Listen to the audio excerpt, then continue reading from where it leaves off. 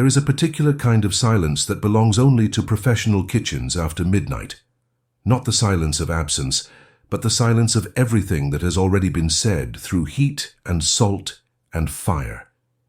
It is in that silence, between the last plate sent and the first light of cleaning, that a cook reveals who she truly is, not what she performs for the dining room, not what she narrates for the staff meeting, but who she is when no one is watching, when the only witness is the stainless steel and the dying embers of the stove. Adaeze Okafor had lived inside that silence for 11 years, and she had made it her home precisely because she believed it was the only home a woman like her would ever be offered. This is the story of a woman who stayed in the shadows so long she began to mistake the darkness for dignity, and the story of what happens when someone finally turns on the light, not to expose her, but to ask her why she had been hiding in the first place. If you have ever made yourself smaller to survive a room that was not built for you, stay with us. This one is for you. And if this kind of story moves something in you, consider subscribing to the channel, because we tell these stories every week, and we never want you to miss one. Adaeze was 38 years old, born in Lagos to a mother who ran a catering business from a kitchen the size of a closet and fed 3 neighborhoods from it. She had grown up understanding that food was not decoration. It was infrastructure. It was the thing that held communities together when everything else was falling apart. Her mother could make a pot of egusi soup stretched to feed 20 people and make each of those 20 people feel like they had received something personal, something chosen just for them. That was the real skill, her mother said. Not the cooking, the making people feel seen through the food. Adaeze carried that lesson through culinary school in London, through 2 years staging in Lyon, through a brutal 18-month stretch in a Michelin-starred kitchen in Copenhagen, where a Danish head chef once told her, without looking up from his cutting board, that her palate was interesting, but her instincts were too emotional for fine dining. She had not responded. She had gone home that evening, cooked an entire meal alone in her apartment, and cried exactly once over a bowl of jollof rice she had made from memory. Then she had returned the next morning and outperformed every single person on that line for the next 4 months, until the Dane had quietly stopped making comments. She had learned something in Copenhagen that would shape the next decade of her career. Competence in certain rooms is only safe when it is invisible. When it is too bright, it becomes a threat. When it is offered loudly, it provokes. So she learned to fold herself down, to offer excellence in portions that the room could accept without feeling challenged, to be the best cook in the kitchen and make sure no one could quite put their finger on why. By the time she arrived in Florence 11 years ago, she had perfected this. She was hired as a sous chef at Ristorante Calvetti, a 2 Michelin-star institution in the Oltrarno district, by a phone call and a tasting menu she had sent by courier, because she had known that if she walked into that first interview in person, something about the look on their faces would make her perform differently, and she had wanted them to taste the food before they saw the hand that made it. It had worked. They had called her within 48 hours. The executive chef at the time was a man named Danilo Mancini, 61 years old, 3 decades at the same stoves, a man whose ego was the size of the restaurant and whose talent was, she had to admit, real. Working under Danilo was like working inside a medieval guild system. There was a hierarchy so calcified it had its own gravity. Adaeze learned quickly. She read the room within her first week. She understood that Danilo's kitchen had never had a woman in a senior position who lasted more than 2 years. She understood that the brigade called her La Nigeriana behind her back, not with hatred exactly, but with the kind of amused condescension that is its own slow violence. She understood that she could fight it and be exhausted and eventually pushed out, or she could work. So she worked. She cooked. She learned every recipe in that kitchen's repertoire. She absorbed the Tuscan canon, the ribollita, the bistecca, the salt-free bread that had confused her the first time she tasted it, and that she now understood with her whole body. She added to her own internal vocabulary without ever performing that addition publicly. She stayed within the lines. She was reliable, precise, and entirely unassuming. She became, in the language of institutional kitchens, indispensable in the way that furniture is indispensable, present, load-bearing, and invisible. And then came the night of the Calvetti competition. It was 8 years into her time at the restaurant. Danilo had been approached by a culinary consortium to submit a signature dish for a national competition, a prestigious thing, the kind of recognition that would have reset the restaurant's trajectory and renewed its cultural relevance. He had been struggling with his entry for months. He was 69 by then, and something in his creativity had calcified alongside his authority. He was producing technically perfect food that had stopped surprising anyone, including himself. Adase had developed a dish in private, something she had been working on for almost 2 years. A slow braised oxtail with a saffron reduction, finished with a gremolata of preserved lemon and dried chili, served over a polenta so smooth it felt like silk on the palate. It was a Tuscan soul in a body that had traveled. It was the most honest food she had ever made. She had brought it to Danilo one evening after service, set it in front of him without a word, and watched him eat it. He had been silent for a long time after the last bite. Then he had said, his voice careful and low, "This would win." She had nodded. "I know." He had looked at her for a long moment. There was something complicated in his face, something that was not quite gratitude and not quite guilt. "I will submit it under the restaurant's name," he said. "Under my development." She had held his gaze. And then she had said, "Then submit it." She had made that choice. She wants that understood. No one forced her. She had calculated in the way that women who have learned to be strategic about survival calculate everything, that the credit was not worth the cost, that claiming the dish publicly would fracture the kitchen, isolate her from the brigade, and give the institutional machinery exactly the reason it was looking for to make her time there untenable. She had chosen the shadow, and the dish had won. Danilo had retired 8 months later after 41 years at those stoves. There had been a ceremony. There had been speeches. Adese had stood at the back of the dining room in her chef's whites and applauded with everyone else. No one had called her name. She had gone home and cooked nothing that night. She had simply sat at her kitchen table until the sky outside her window turned from black to grey to the particular pale gold of a Florentine morning, and she had asked herself, silently, if this was what dignity felt like. She was still asking that question the morning Lorenzo Calvetti arrived. Lorenzo was the owner's nephew, 36 years old, just returned from 10 years between New York, Tokyo, and Sao Paulo, where he had managed and eventually co-owned 2 restaurants that had won serious international recognition. He had come back to Florence because his uncle was ill and the succession of the restaurant had to be settled. He was not a chef. He was something more dangerous, a man who understood food deeply without making it, and who had a reputation for restructuring kitchens in ways that felt, to those inside them, like being rebuilt from the foundation. He arrived on a Tuesday in October, when the kitchen was midway through prep for the evening service. Adese was breaking down a whole turbot when she first saw him, a tall man, olive-complexioned, dark-haired, wearing a jacket that had no business being in a kitchen, walking through the pass with the quiet deliberateness of someone reading a room rather than entering one. He did not introduce himself to the brigade. He simply walked through, pausing at different stations, watching hands. He stopped behind her for almost a full minute. She did not slow down. She did not speed up. She continued breaking down the fish with the economy of motion that comes from having done something 11,000 times, and she was aware of his presence the way you are aware of a change in air pressure, without turning to look. "You are Adese," he said. Not a question. "Yes," she said. "How long have you been here?" 11 years. Another pause.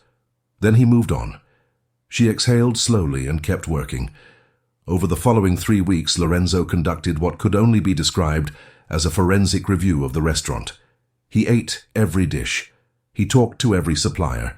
He sat in on briefings, tasted the mise en place, read the reservation books. He was polite and economical with his words and gave very little away.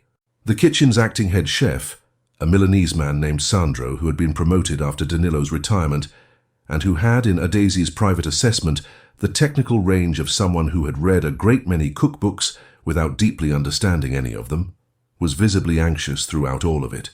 Sandro compensated for anxiety by increasing volume and finding fault in small things, which meant that the 3 weeks of Lorenzo's assessment were the most stressful the kitchen had experienced since the night a grease fire had taken out the hood system during a full Saturday service. Daisy moved through it all the way she moved through everything, with steadiness, without agitation, completing her work and absorbing the chaos around her without letting it penetrate. One evening, about 2.5 weeks into his review, Lorenzo came to the kitchen at the end of service. Most of the brigade had gone. Sandro had left early with what he claimed was a migraine. Daisy was alone at her station, doing the last of the mise en place for the following morning, which she always did before leaving because she had never been able to trust that it would be done correctly if she did not do it herself. Lorenzo sat on a stool at the pass. "Do you cook anything for yourself?" he asked. "Not for service, for yourself." She looked up. "Yes." "What?" A pause. "Why?" "Because I want to know who you are when you are not performing for the room." She set down her knife. "Who told you I was performing?" "No one," he said. "That is what made me ask." There was something in the quality of that conversation that she found difficult to categorize. It was not flirtatious and it was not managerial. It was something closer to the way a doctor listens, with focused attention, without agenda, with the specific patience of someone who is waiting for the true answer and not the acceptable one. She told him she cooked West African food. She told him she cooked it alone in her apartment, for herself 2 or 3 nights a week. She told him it was the food she thought in, the idiom she returned to when she needed to understand something, including herself. She told him more than she had intended to tell him, partly because the question had been genuinely asked, and partly because 11 years of not being asked had created a pressure she had not known was there until the valve was opened. He listened without interrupting. When she finished, he said, "There is a dish that won the National Consortium competition 8 years ago, registered under this restaurant. Do you know which one I mean?" The air in the kitchen did not move. "Yes," she said. "I have been trying to trace its development, a bit. It does not look like Danilo's sensibility. The preserved lemon and chili gremolata, the way the polenta is finished, the oxtail braising time. It is not a Tuscan instinct. It is something else, something that passed through Tuscany." She said nothing. "I read Danilo's notebooks," Lorenzo said. "All of them. 40 years of recipe development. That dish does not appear in a single page of those notebooks." The silence between them was very full. "I am not accusing you of anything," he said, "and I am not asking you to accuse anyone.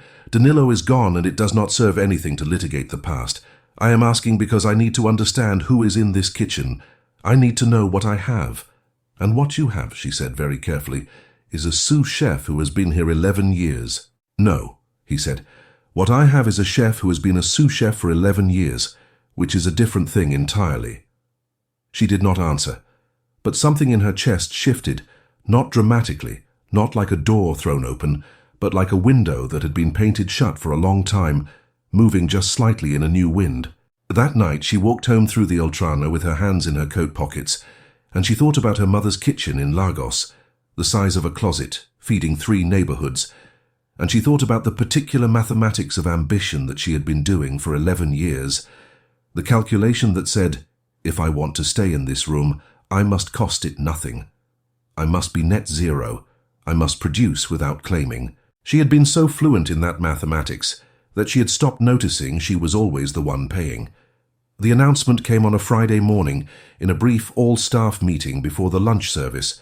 Lorenzo stood at the head of the kitchen and delivered it in the direct, undramatic way that she would come to understand, was simply how he communicated, without theatre, without manipulation, without the specific cruelty of suspense. He was restructuring the creative leadership of Ristorante Calvetti. Sandro would remain as kitchen manager, responsible for operations and logistics. The role of executive chef, creative direction, menu development, final authority on every plate that left the kitchen would pass to Adiz Okafor effective immediately. The room was absolutely still. Adiz was standing slightly to the left of center, holding a clipboard she did not remember picking up. She was aware of the specific texture of the silence in the kitchen, how it was different from the usual pre-service quiet. This silence had a tension in it. Faces were turned toward her, some with confusion, some with calculation.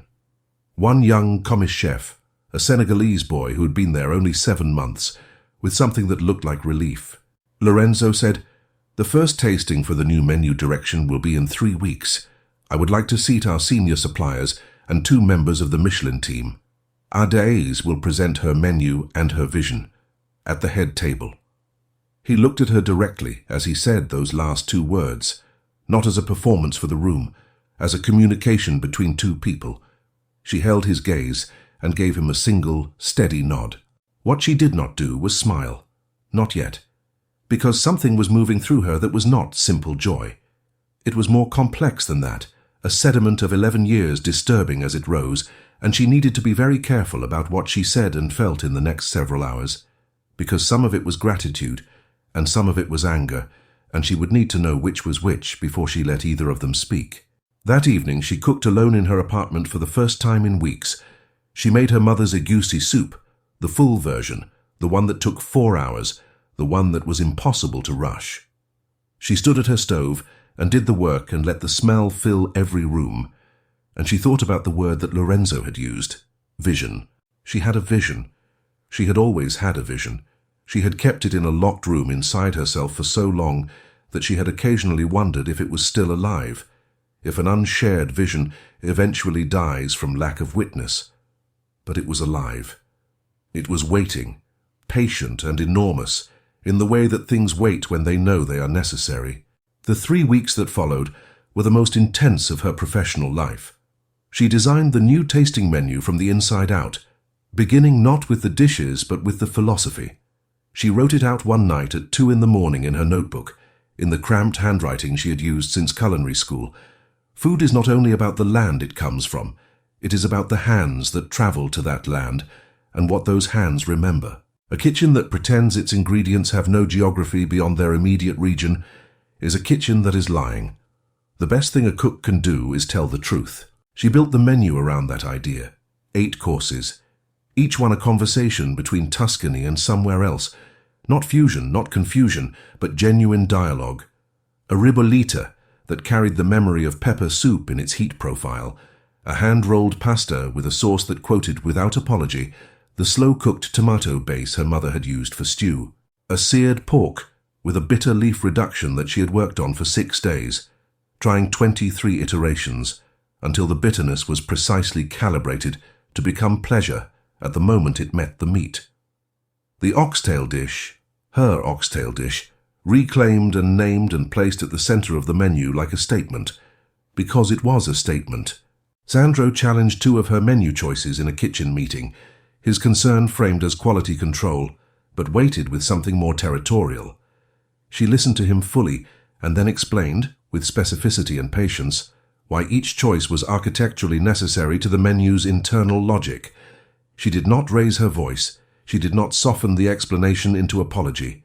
She simply told him the truth about the food, and the food was persuasive enough. The young Senegalese commis, his name was Mamadou, stayed late every night during that 3-week period, working alongside her without being asked. He never said much, but he listened with his whole body, the way young cooks listen when they are in the presence of something they recognize as real. The evening of the tasting arrived on a Thursday in November, when Florence was cold and the city moved differently, slower, more interior, the way cities do when the tourist season has passed and they return to themselves. The dining room held 12 people, senior suppliers, 2 members of the Michelin Guide, Lorenzo's uncle, who had rallied significantly and insisted on attending, and 4 food journalists whose presence Adaise had not been told about in advance, and which she discovered only when she looked out from the kitchen at the assembled table. She stood at the pass for a moment before the first course went out. The kitchen behind her was quiet and ready, 8 cooks at their stations. The service ahead was 2.5 hours. Everything she had been, every year, every silence, every dish cooked in the back of a room where someone else took the credit, was about to become visible. She felt briefly and intensely the urge to reduce herself, the old reflex, the trained instinct that said, "Careful now, careful, do not take up too much space, Do not be too present. Give them the food, and step back into the shadow where it is safe. She breathed once, and then she turned to her brigade and said, "First course, let us go." The service was flawless. Not in the technical sense of flawlessness that means nothing went wrong. Things went wrong. A sauce broke on the 5th course and had to be rebuilt in 4 minutes, and she rebuilt it herself without commentary, with the focused calm of someone who has repaired worse things under greater pressure. A supplier's guest was allergic to a spice in the 7th course that had not been flagged in the dietary notes, and she redesigned the plate in real time with the intelligence of someone who knows a menu well enough to perform surgery on it. These were not failures. They were the proof of mastery, the difference between a cook who performs a menu and a chef who owns one. When the last course had gone and the kitchen had begun to come down from the altitude of service, Lorenzo came to the pass. Behind him, through the glass partition that separated kitchen from dining room, she could see the table. The guests were still seated, still talking, the particular quality of a conversation that does not want to end. "They want to meet you," Lorenzo said. She untied her apron, straightened her chef's jacket. "All of them?" "The Michelin representatives specifically, and my uncle. He is crying, which is embarrassing for everyone, but he says the pasta reminded him of his grandmother." Something in her face moved, not quite a smile yet, but it's approaching weather. She walked out of the kitchen and into the dining room, and the conversation at the table shifted and focused. Lorenzo's uncle, a small, dignified man in his late 70s, stood up when she entered. The Michelin representatives were already rising. The suppliers began to applaud, and the journalists followed, and then the sound was full in the room. She stood in the doorway between the kitchen and the dining room, in the threshold exactly, and let the sound reach her. 11 years of standing at the back of other rooms, 11 years of feeding people who did not know her name, 11 years of the particular discipline that says, keep your vision private, keep your talent modest, keep your presence small. She crossed the threshold. She walked to the head of the table, the chair that Lorenzo had indicated 3 weeks ago with those 2 quiet words, and she sat down. Not with performance, not with declaration, with the specific kind of presence that belongs to someone who has arrived at a place she always deserved to be and is, for the first time, allowing herself to know it. Lorenzo's uncle took her hand. He said something in Italian, and his voice broke slightly in the middle of it, and Lorenzo translated quietly. "He says the food tasted like memory. He says he did not know a kitchen could do that anymore." She looked at the old man's face, this man who had built a restaurant that had become an institution, who had overseen decades of excellence, and also, without meaning to, decades of exclusion. And she felt something complicated and true. Not anger, not forgiveness exactly, something more practical than either. "Tell him," she said, "that memory is what I cook in. It is my first language." Lorenzo translated. His uncle nodded slowly, still holding her hand. One of the Michelin representatives, a woman with precise posture and a notebook she had not opened during the meal, said to Adaez directly, "The oxtail course. Can you tell me about its development?" The kitchen, behind the partition, was quiet. Mamadou was still there, she knew, finishing the breakdown. Sandro had already left. The night was cold outside the restaurant's long windows. Florence was returning to itself. She thought of Danilo's face, that complicated look 8 years ago, the one that was not quite gratitude and not quite guilt. She thought of her mother's kitchen, the size of a closet. She thought of the night she had sat at her table until the sky turned gold, and asked herself whether this was what dignity felt like.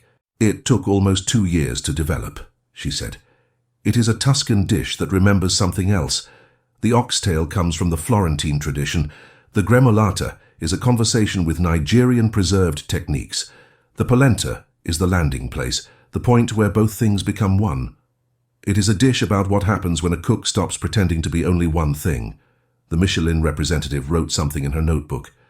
Adeze watched her write and did not look away. In the weeks that followed, the review would be extraordinary. The 3rd Michelin star, pursued by Ristorante Calvetti for 14 years and never quite reached, would be awarded 6 months later, in the spring, when Florence smelled of wisteria and the Arno ran high. Adese's name would be in every line of the review, not Danilo's, Not the restaurant's abstract legacy, hers.